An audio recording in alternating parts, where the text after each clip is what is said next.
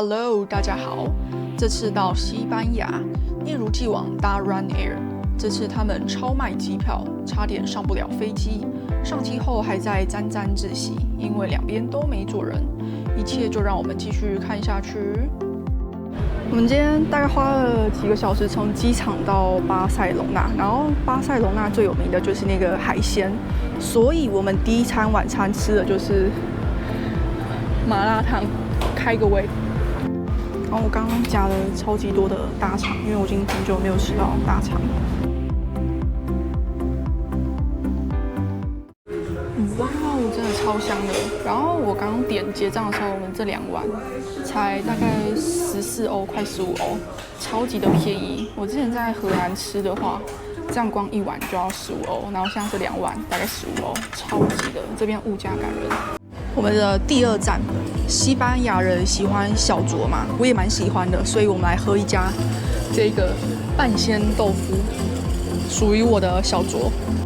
我们点2杯豆腐，它超特别，上面是丸子，然后这些粉呢就是黄豆粉，好期待，第一次泡到这种，好特别。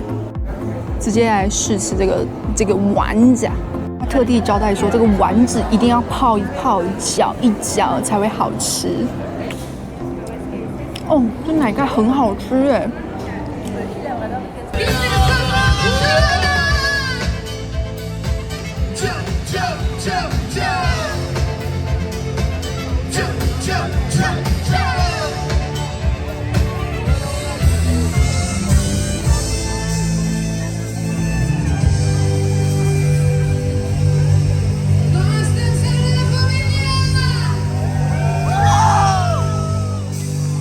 这个是巴塞隆纳的凯旋门，我知道在巴黎有一座，在西班牙有一座。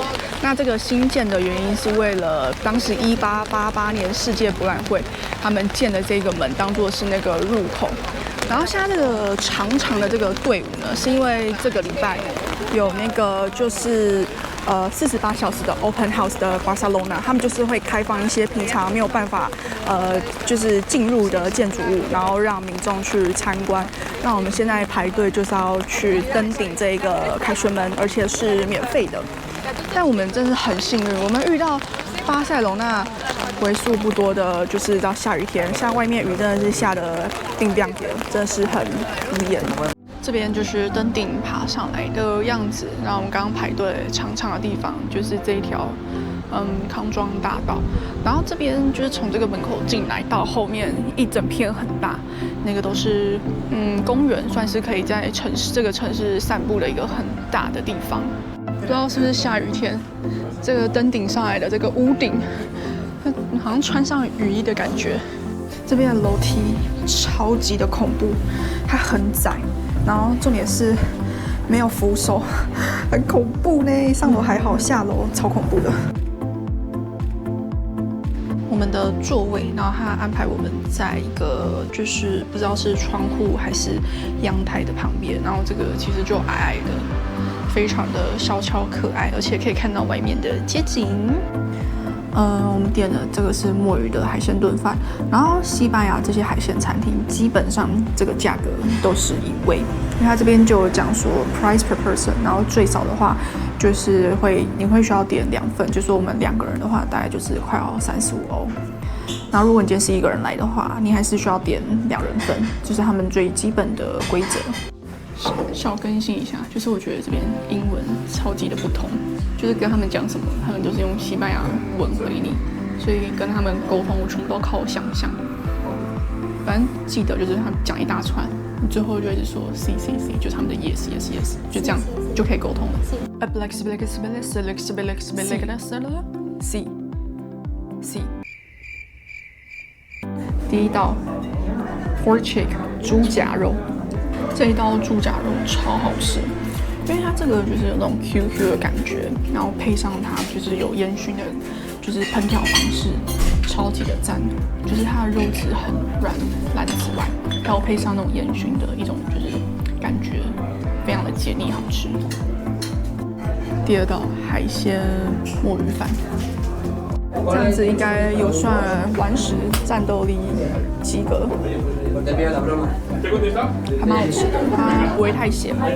然后海鲜其实也算蛮多的，因为基本上你每一口饭都会有海鲜。然后它的饭是属于硬的，然后但是有吸出那个汁，我觉得整体来讲不会腻，非常的推荐。结账点了一个猪脚肉，一个海鲜炖饭，然后2杯饮料，57.9，非常的 OK。重点是真的是饱到天灵盖，推推。我现在在盛家堂的那个门口前面，我刚刚已经就是安检什么都已经做完了。这个建筑非常的壮观。一个建筑师高迪最后的建筑，然后不管你买什么票，他都会附这个语音导览，然后我就边听这个导览，待会再来介绍一下这个建筑的故事。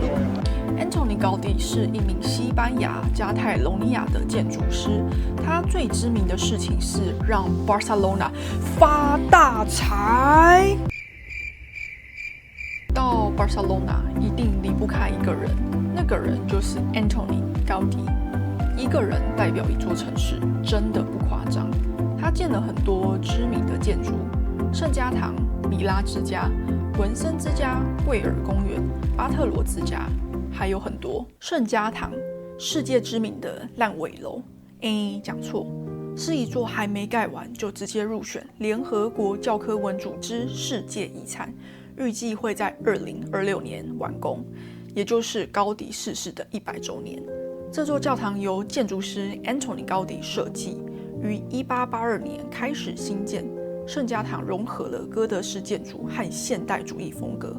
教堂有3个主要的立面：诞生立面、受难立面和荣耀立面。每个立面都讲述了耶稣基督生命中的不同阶段。诞生立面，耶稣的诞生及幼年，代表耶稣进入世界。受难立面，描述耶稣受难、死亡和复活升天，代表耶稣离开世界。荣耀立面，包括死亡、最后的审判、炼狱及荣耀，代表耶稣在末世荣耀降临。因为光外观就很复杂，所以我只介绍最厉害的诞生立面，因为很重要。最繁华的诞生立面由高迪亲自设计并参与建造，因为他很清楚地知道，以圣家堂的规模和复杂性，让他没有办法在有生之年完成这座教堂，所以在设计和建造上特别考虑了未来的延续性，先专注建造诞生立面。那在建造时有刻意将这部分设计得非常精致且充满细节，让这座教堂在部分完工的状态下，仍然能够展示它的宏伟跟壮丽。那高迪认为，只要诞生立面的复杂设计和建筑理念被完整的呈现出来，后人就无法轻易的放弃这项工程。这样，未来的建筑师、工匠和资助的人会被他的设计所感动，继续完成这个伟大的建筑梦想。因此，诞生立面不仅是高迪的心血结晶，也是他确保圣家堂后续的建造可以延续的一项保险措施。我只能说 ，Start with Ace Smart。诞生立面分成3个门，献给圣约瑟的左门，希望之门；献给耶稣的中门，慈善之门；献给圣母玛利亚的右门，信仰之门。这次只介绍献给耶稣的中门，慈善之门。首先是诞生面正中间的门户，它代表 charity 慈善，也被称为基督教之爱。慈善是3种神学美德中最后也是最伟大的一种，所以它在中心。而这个门户也是诞生立面中最大的，是献给耶稣的门户，描绘耶稣的诞生。它涵盖了耶稣诞生时出现的所有角色，以及赞美上帝儿子的整个宇宙。生命之树位于慈善之门的最顶端，有一棵绿色的柏树，被称为生命之树，象征生命的喜悦和耶稣的遗物。因此，柏树有常青的叶子和耐腐的木质，所以它代表永恒的生命。在这里象征着基督永恒的爱。绿色的树上有大理石雕刻而成的和平白鸽，象征信徒向上帝寻求庇护。生命之树的下方有一个三角形的空间，里面呈现了圣母玛利亚升天后的加冕礼。根据教会的传统，圣母玛利亚在升天后受到圣三位一体的欢迎，成为天地之王天主本人和所有受造物同时表达了庄严的喜悦。接下来在下方有天使报喜的雕塑，大天使加百列向玛利亚宣布，她被选为上帝之子的母亲。她把手放在玛利亚的头上，传递宽恕、祝福和力量，并将圣灵的恩赐传递给她，以完成上帝所委托的使命。耶稣诞生，小耶稣在约瑟和玛利亚的保护下，顺利在马槽中诞生的情景。两旁分别有牛和驴，牛代表有益的力量，驴则代表邪恶的力量，象征每个人与生俱来就有潜在的善与恶这两个极端的本性。门的两侧还有2位天使。玛利亚怀孕的时候已经与约瑟订婚，当时约瑟得知未婚妻怀孕的消息以后，正在犹豫，天使便向他报梦，跟他解释玛利亚身上怀有上帝的儿子，让他迎娶玛利亚，并将即将诞生的孩子取名为耶稣。约瑟醒来之后，明白并遵从上帝的旨意。约瑟当时居住在拿撒勒，并以木匠手艺为生。按照罗马皇帝的命令，因为约瑟属于犹大支派，他们必须回到伯利恒登记户口，所以他便带着怀孕的玛利亚回故乡。到达伯利恒时，天色已晚，所有的客栈都住满了人，他们唯有栖身在一个马棚里。就在那一晚，耶稣诞生了。可是马棚里找不到干净的地方，约瑟和玛利亚只能将孩子用布包起来，小心翼翼地让他睡在马槽的干草堆上。东方三博士前来崇拜。耶稣降生时，3位博士在东方看见伯利恒方向的天空有一颗大星，于是便跟着他骑骆驼，爬高山，越沙漠，穿平原，来到以色列，见过希律王后，继续沿着星星的指引，来到了耶稣基督的出生地，发现了睡在马槽里的圣子。3博士俯伏跪拜，并打开宝盒，将黄金、乳香和没药作为献给耶稣的礼物。右边的是 Melcher， 被认为来自欧洲，因为传统上它代表着皮肤白皙、胡须白皙的人。Melcher 在希伯来语中的意思是光明之王，他赠送黄金，象征尊贵和庄严。中间的是 Gaspar， 被认为是波斯人，以金色或棕色的胡须为代表。据说 Gaspar 活到109岁，与他的同伴Melcher 和 Balthasar 一起殉道。Gaspar 的波斯语意思是芳香之王，他赠送乳香，象征神圣。左边的是 Balthasar， 这是一个亚述人的名字，意思是上帝的保护。Balthasar 一直被代表为黑人，他赠送没药作为礼物，而没药寓意着苦难，预示基督后来受迫害而牺牲。自中世纪以来，由于教会希望普及基督教，并代表来自各大洲的君王对显示的崇拜，以及作为不同君王对罗马教皇顺从的象征，所以3位博士又分别代表着不同的人种。崇尚自然的高迪，从对自然的观察中汲取灵感，将教堂内部变成一座巨大的森林。殿内的柱子就像无数根树干拔地而起，朝顶部扩张开来，形成一处处细长的分支。它们取代了传统的哥德式的辅壁，支撑起整个屋顶的重量。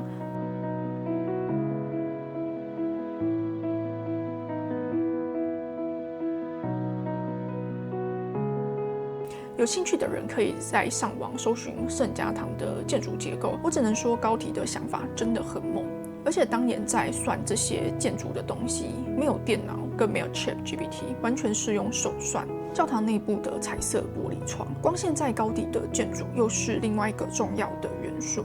在面向东方的诞生立面上，彩绘玻璃选用了冷色系，以绿色和蓝色为基调，代表着旭日东升的黎明。早上仍然存在的含义，象征着原本贫瘠的世界，生命开始的美好与耶稣诞生的奇迹。在面向西方的受难立面上，彩绘玻璃是用更大胆的暖色系，以黄色、橙色和红色为主，表示日落西山的夕阳时分，有着强烈的温暖气氛。这一侧的空间被火焰般的色调所淹没，亦带出耶稣受难和痛苦的死去，以及神奇的奇迹复活的强烈冲击。以上的介绍是我凭着记忆跟网络上看到的文章。那这篇文章我觉得写的比官方的语音导览更加详细还有完整。那连结一样放在资讯栏。我们在应该是他们的那个哥特老城区，然后这家吉拿棒的店。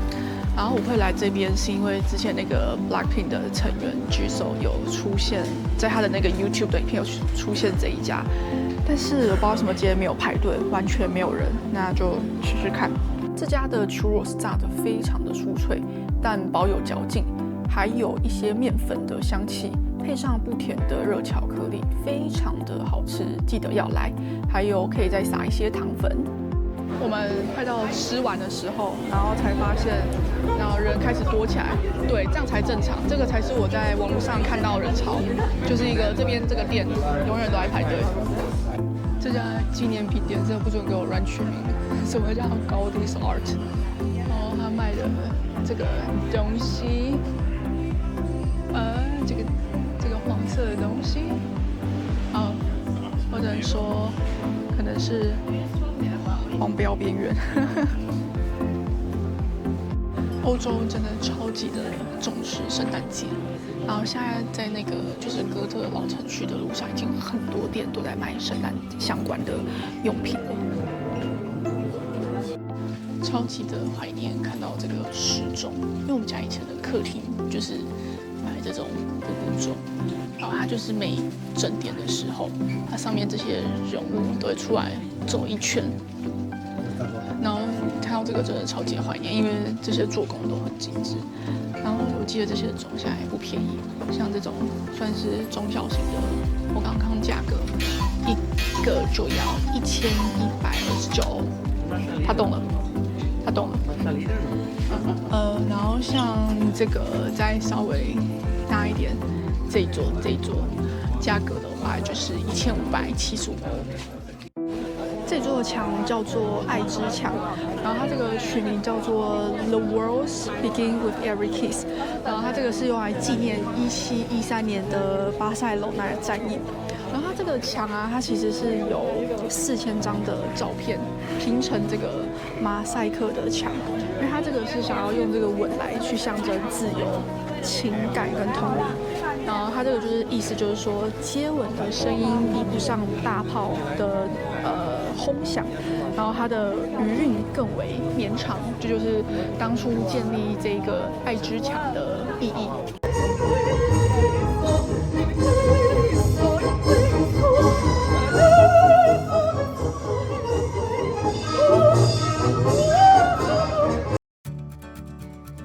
午餐终于来吃 tapas， 然后这个是 garlic prawn， 应该是什么吐司，鲑鱼吐司，然后这个是西班牙的马铃薯烘蛋，这个蒜头虾超好吃，它这个蒜头已经炖到烂了，然后其实那个蒜头味道不强烈，就是一种很浓厚汤汁的感觉，很赞。然后这个其实后来好像是什么。看不懂，好像是点什么火腿的东西。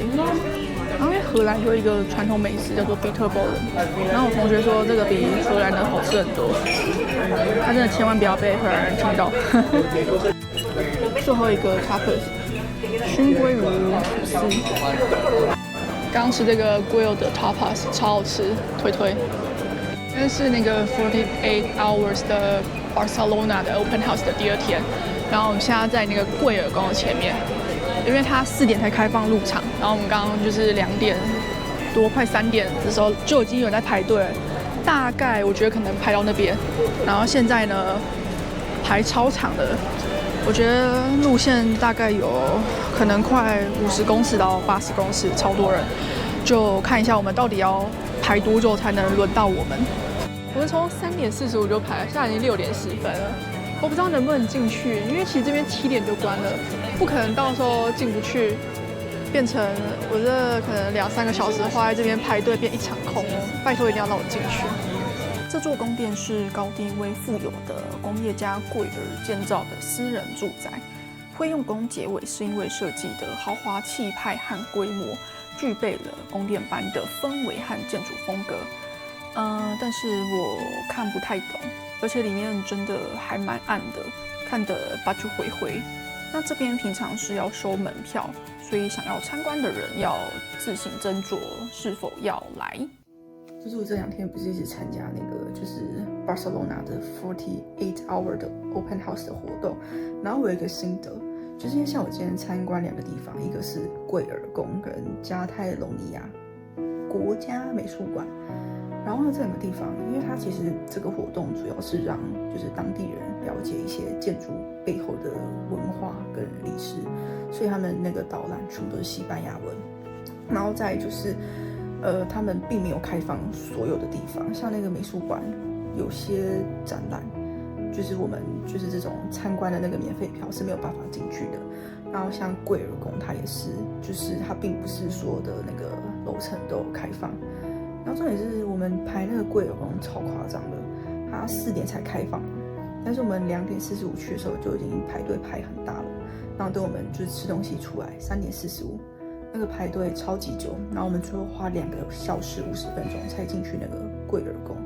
然后我觉得还蛮不值得的，因为我们花了快3个小时在排队，然后进去参观大概30分钟到40分钟。所以这一次的旅行就是有2个地方。就是2个，就是需要，就下次要记得，就是第一个，如果呢有一个语言你听不懂呢，你就不要去参加，马上跑走。然后第2个就是有时候免费的东西不一定好，有时候免费的反而是最贵的，这是给我这个免费仔一个最重要的学习。我觉得我们今天真的是浪费一整天就是在巴塞罗那这边，然后就是跑这些景点，但是我觉得没有很值得参观。Today is a very hard day. Tomorrow I'm going to go. I will miss you. Will you miss me? I mean, we get along for the previous day. Will you miss me? Meow, meow, meow, meow, meow, meow, meow. Today is a really hard day for me.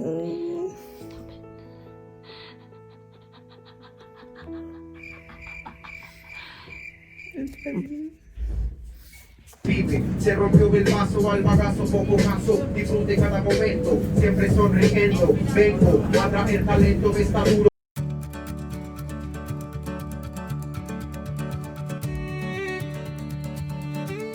在巴塞罗那最后的早餐，这个是 Catalana Cream， 然后 Churros， 然后就是 Churros 3的那个热巧克力，然后点的这个是 Cappuccino， 很期待，因为我看那个 Google 的评论，大家几乎都有点这一道这个 cream。Is it good?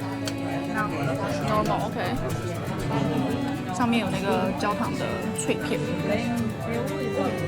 我觉得吃起来蛮正常的，因为但是它这个香草味蛮重的，焦糖味我觉得普通，但是我觉得不会到太甜，所以如果有来还是可以点。然后一样要点这个 churros， 昨天那家比较好吃，而且昨天那家的那 churros 比较粗，然后比较酥脆，有那种面粉的香。今天这个我觉得稍微油耗味比较重，然后比较没有嚼劲。这个咖啡非常的水。它只是闻起来像咖啡，但喝起来呢真的很水，不 OK。今天是在巴塞罗那的最后一天，然后呢，真的是雨给我下成这样子。And then 他们今天开始就是公车跟一些大众公车主要是公车开始就是罢工，所以他们会减少一些班次。还好我今天要离开了。我觉得我这次的巴塞罗那之行不是很顺利。这个鸭子是万圣节的限定款。这个最左边的是火影忍者的一个角色吗？不知道，那脸很像。磁铁还不错，它这个有毕卡索的圣家堂的，然后还有这个蜥蜴，不知道那个贵尔公园的，不知道是蜥蜴还是龙。这个磁铁还蛮漂亮的，然后一个3欧，我觉得价钱还 OK。接下来逛的一家是这个百年蜡烛店。这家蜡烛店就是可以把生活中任何一个物品都变成一个蜡烛，像这个就是蛋糕的面包、鸡蛋、起司、我觉得这个就是意式的咖啡壶，超级的特别。这个酒瓶也很特别，而且做的都很精致。这个是心脏的，然后身体的蜡烛。这边就是正常的蜡烛区，价格我觉得算蛮合理的，小的6欧6.3，大的17.55欧。那它的味道就蛮多的，像这个就是芒果跟哈密瓜，这个不知道是什么跟姜，这应该是比较辣一点的口味，然后这个是可可的味，玫瑰，也有哪什么紫罗兰嘛，有点忘记了，然后这个就是茉莉花，莱姆味，很多很多的口味，然后这个是薄荷。最后一个特别形状的蜡烛，这个是石头的蜡烛，浅色的、深色的跟小型的，这个就像是街边石头的蜡烛。